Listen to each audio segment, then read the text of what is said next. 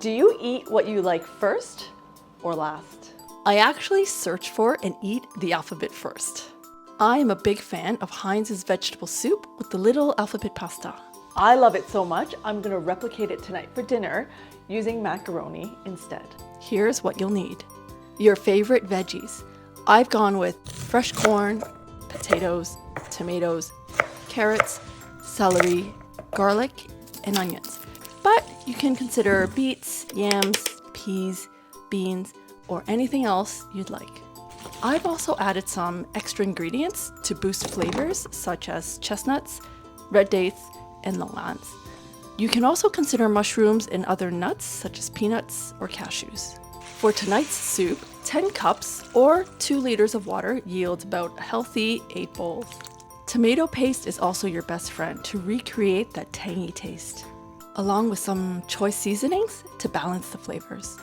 And any pasta or carb choice if you'd like this as a meal. This is also phenomenal with rice.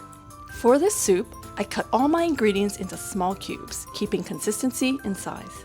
This makes it faster and easier to cook and also fun to eat. I personally like to fry my onions, garlic, and potatoes to give it more flavor, crisping the edges enough that it brings a beautiful fragrance to the soup. And then you basically throw in all your ingredients together, cover and boil on medium-high for about 30 minutes.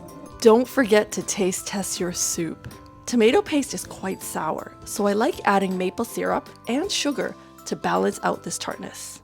I'll also add a little bit of Worcester sauce to steer it away from tasting like liquefied tomato sauce and more like a soup, probably inspired from a Hong Kong-styled Russian borscht.